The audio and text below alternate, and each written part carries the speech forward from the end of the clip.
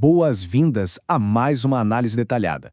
Hoje, a gente vai mergulhar direto numa daquelas decisões estruturais fascinantes do Supremo Tribunal Federal, a que rolou na ação declaratória de constitucionalidade número 14.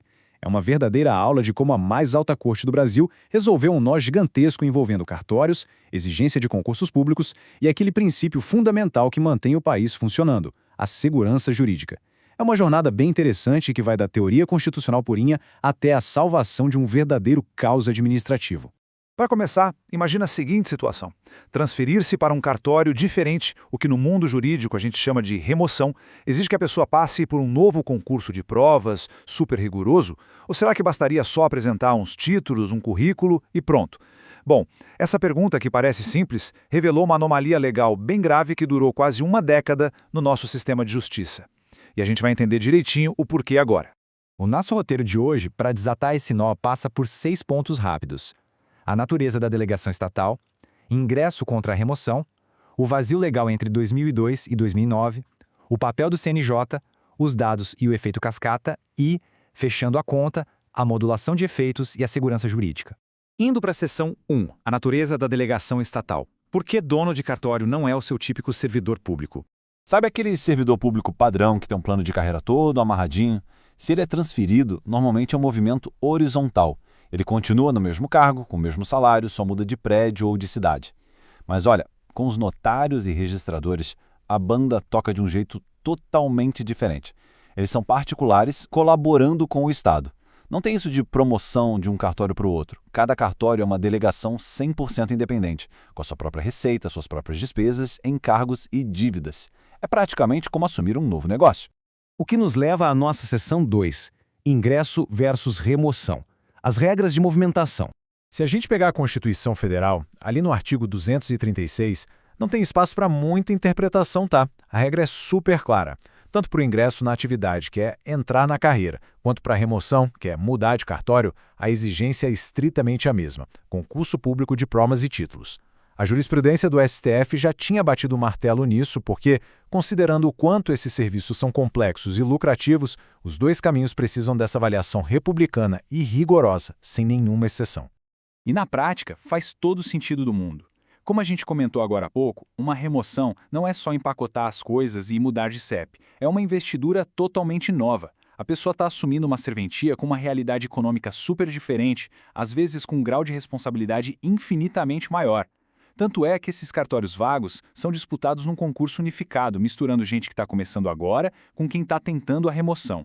Então a régua tem que ser a mesma para todo mundo. Concurso com provas. Agora, olha só a seção 3, o vazio legal que se formou entre 2002 e 2009. A linha do tempo dessa história é no mínimo surpreendente. Lá em 1994, a lei dos cartórios exigia provas e títulos tudo bonitinho, alinhado com a Constituição. Só que, em 2002, aprovaram uma lei, a 10.506, que criou um atalho, permitindo do nada a mudança de cartório baseada apenas na análise de títulos. Nada de provas. O mais chocante é que essa anomalia descaradamente inconstitucional funcionou solta pelo Brasil por impressionantes 7 anos. Só em 2009 o Conselho Nacional de Justiça, o CNJ, entrou na jogada para frear isso. E foi só em 2023 que o STF deu a palavra final na ADC 14. E aqui entra a nossa seção 4, o papel corretivo do CNJ, atuando como grande guardião da moralidade. Pensando aqui como um professor de direito administrativo, é essencial entender o peso do que o CNJ fez em 2009. Eles atuaram como verdadeiros guardiões da Constituição. Através de 2 resoluções, a 80 e a 81, o Conselho basicamente disse, olha, os cartórios ocupados com base naquela lei de 2002 estão vagos. Quem quiser remover vai ter que fazer prova e apresentar título sim. O CNJ corrigiu a rota na marra, ignorou aquela lei falha e aplicou direto o peso da Constituição Federal para botar ordem na casa. Avançando para a seção 5, vamos falar de dados e do famoso efeito cascata, o impacto no mundo real. Quando esse caso chegou no STF, os amici curiae, que são aquelas entidades que trazem dados para ajudar a corte, junto com tribunais locais, desenharam um cenário assustador. Pensa comigo, se o STF simplesmente anulasse todas as remoções feitas há mais de uma década, os tribunais teriam que fazer concursos novos do zero. Um monte de delegatários ia cair num limbo funcional. E o pior, os cartórios antigos dessa galera com certeza já estariam ocupados por novos titulares.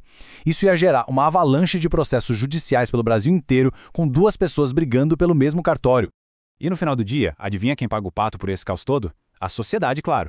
Anular essas transferências lá do passado ia destruir a estabilidade do sistema de registros. Imagina você precisando de uma certidão de nascimento urgente, ou comprando a casa dos sonhos, e de repente descobre que a validade do cartório está num limbo porque o dono pode ser destituído a qualquer momento. É uma quebra gigante de segurança jurídica para quem realmente depende do serviço. O que nos traz perfeitamente a nossa última etapa, a seção 6, modulação e a salvadora segurança jurídica. Para resolver essa bomba relógio, o STF puxou da manga uma técnica que eles chamam de modulação de efeitos. Basicamente, de um jeito bem acadêmico e preciso, é quando o tribunal declara que uma lei é inconstitucional, mas limita o impacto disso olhando para o passado. Por que fazer isso? Porque durante anos aquela lei foi considerada válida pelo Estado e as pessoas agiram de boa fé. Os cartorários participaram dos concursos de títulos achando que estava tudo certo. A modulação serve exatamente para proteger a estabilidade da sociedade de uma correção que, na prática, causaria muito mais estrago do que justiça. Então, a solução foi cirúrgica. O STF declarou que a lei de 2002 era mesmo inconstitucional, mas modulou os efeitos para validar as remoções feitas só por títulos naquele intervalo bem específico, de 9 de julho de 2002, que foi quando a lei passou, até 9 de junho de 2009, o dia em que o CNJ interveio e mandou parar. Com isso, eles protegeram a segurança jurídica de quem agiu de boa-fé, estabilizaram os concursos passados e evitaram aquele pesadelo de ações judiciais em cascata que a gente falou agora há pouco. Mas calma, porque o STF também deixou um recado super claro para o futuro. O acórdão traz essa frase muito forte. Os princípios republicanos da igualdade, da moralidade e da impessoalidade devem nortear a ascensão às funções públicas. Ou seja, dali para frente, tolerância zero para atalhos. Ficou cravado que dispensar o concurso de provas seria um risco gigantesco para a segurança jurídica e para a própria moralidade das instituições públicas nos próximos anos. Então, para a gente fechar e pensar um pouco, como é que a gente continua equilibrando a aplicação fria da letra da Constituição com a necessidade urgente de proteger quem age de boa-fé e manter a segurança jurídica do nosso dia a dia? É um baita paradoxo que mostra que o direito não acontece num laboratório fechado, né? Ele lida com vidas reais. Fica a reflexão e a gente se encontra na próxima análise.